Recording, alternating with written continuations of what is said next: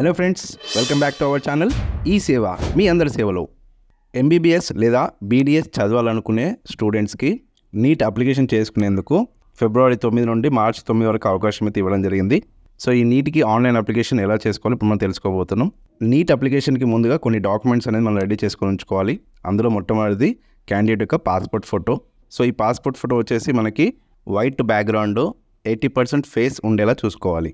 And candidate యొక్క 4:6 photo ఒకటి కూడా సేమ్ వైట్ బ్యాక్గ్రౌండ్లో ఉండేలా చూసుకోవాలి. నెక్స్ట్ వచ్చేసి క్యాండిడేట్ యొక్క సిగ్నేచరు అండ్ క్యాండిడేట్ యొక్క 2 చేతుల యొక్క ఫింగర్ ప్రింట్స్ కూడా స్కాన్ చేసి అప్లోడ్ చేయాల్సి ఉంటుంది. సో ఈ డాక్యుమెంట్స్ అన్నీ ముందుగా స్కాన్ చేసుకొని పెట్టుకోవాలి. ఫోటో వచ్చేసి 10 KB to 200 KB మధ్యలో ఉండాలి. అండ్ సిగ్నేచర్ వచ్చేసి 2 KB to 30 KB మధ్యలో ఉండాలి.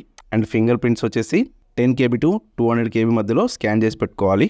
తర్వాత నీట్ యొక్క అప్లికేషన్ పేజ్ ఓపెన్ చేసుకొని ఇక్కడ న్యూ రిజిస్ట్రేషన్ మీద క్లిక్ చేస్తే మనకి పేజ్ ఇలా వస్తుంది. కింద డిక్లరేషన్ మీద టిక్ పెట్టేసి సబ్మిట్ చేశాక మనకి ఇక్కడ కొన్ని ఆప్షన్స్ ఉంటాయి. So first of already Aadhaar card అందరికీ ఉంటుంది కాబట్టి ఫస్ట్ ఆప్షన్ సెలెక్ట్ చేసుకొని ఆధార్ కార్డ్ నెంబర్ వేసి గెట్ ఓటీపీ మీద క్లిక్ చేస్తే ఓటీపీ అనేది వస్తుంది. ఓటీపీ సబ్మిట్ చేసి వ్యాలిడేట్ చేసుకోవాలి.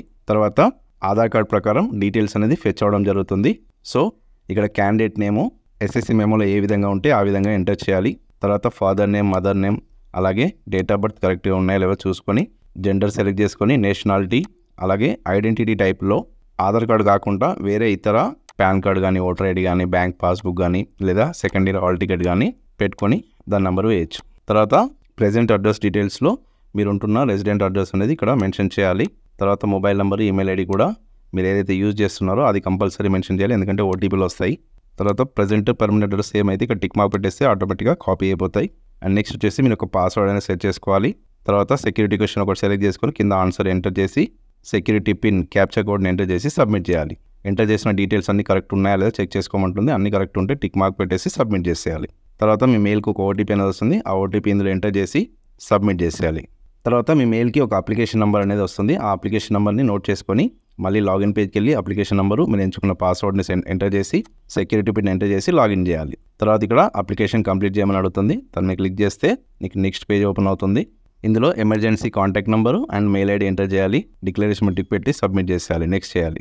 నెక్స్ట్ పేజ్లో మీరు ఇంటర్ ఎక్కడైతే చదువుతున్నారో లేదా ఎక్కడైతే చదివారో ఆ స్టేటు సెలెక్ట్ చేసుకొని మీ కేటగిరీ అంటే క్యాస్ట్ సెలెక్ట్ చేసుకొని అండ్ తర్వాత మోడ్ ఆఫ్ ప్రిపరేషన్లో మీరు ఒకవేళ కోచింగ్ తీసుకుంటూ ఉంటే కోచింగ్ సెలెక్ట్ చేసుకోండి. సెల్ఫ్ స్టడీ అయితే సెల్ఫ్ స్టడీ పెట్టుకోండి. క్యాప్చా కూడా ఎంటర్ చేసేసి సేవ్ అని నెక్స్ట్ చేయాలి.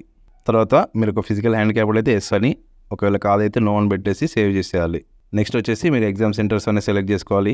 So first option, second option ఉంటుంది. తర్వాత మీ ఫాదర్ ఆక్యుపేషన్ అండ్ ఎంతవరకు చదువుకున్నారు, అలాగే మీ మదర్ ఆక్యుపేషన్ ఎంతవరకు చదువుకున్నారు ఎంటర్ చేసి సేవ్ అని నెక్స్ట్ చేయాలి. నెక్స్ట్ వచ్చేసి మీ స్టడీ పర్టికులర్ డీటెయిల్స్ ఇవ్వాలి. సో మీరు ఎస్ఎస్సి ఏ ఇయర్లో పాస్ అయ్యారు, ఏ స్కూల్లో, ఏ డిస్టిక్లో, స్కూల్ అడ్రస్తో పాటు పిన్ కోడ్తో పాటు మీ roll number and result marks కానీ జీపీఏ కానీ ఈవెంట్ అవి ఎంటర్ చేసేయాలి. అలాగే ఫస్ట్ ఇయర్ కూడా ఎంటర్ చేయాలి.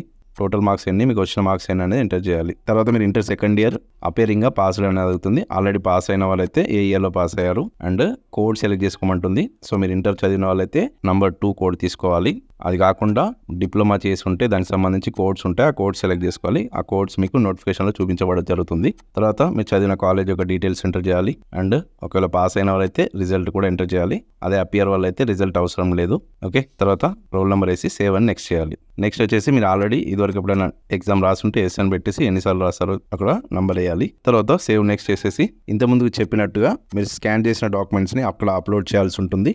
అన్ని అప్లోడ్ అయ్యాక సేవ్ అని నెక్స్ట్ చేయాలి. తర్వాత చివరిలో మీరు ఎంటర్ చేసిన డీటెయిల్స్ అన్ని ఒకసారి చెక్ చేసుకొని మొబైల్ వెరిఫికేషన్ అని చేసుకోవాలి. మొబైల్ వెరిఫికేషన్ అయిపోయాక పే నౌ మీద క్లిక్ చేసేసి పేమెంట్ గేట్వే సెలెక్ట్ చేసుకొని ఆ పేమెంట్ అనేది చేసేయాలి. తర్వాత మీకు డాష్ బోర్డ్కి వెళ్ళమని అడుగుతుంది. డాష్ బోర్డ్కి వెళ్ళేసి మీ అప్లికేషన్ డౌన్లోడ్ చేసుకొని ప్రింట్ చేసుకుంటే సరిపోతుంది. సో ఓకే ఫ్రెండ్స్, అర్థమైంది కదా. ఈ విధంగా నీట్కి మీరు ఈజీగా అప్లికేషన్ అనేది చేసుకోవచ్చు. సో ఈ ఇన్ఫర్మేషన్ మీకు నచ్చితే వీడియోని లైక్ చేయండి, మరి అందరికీ షేర్ చేయండి. ఇలాంటి మరిన్ని యూస్ఫుల్ వీడియోస్ కోసం మన ఛానల్ని తప్పకుండా సబ్స్క్రైబ్ చేసుకోండి. Thank you.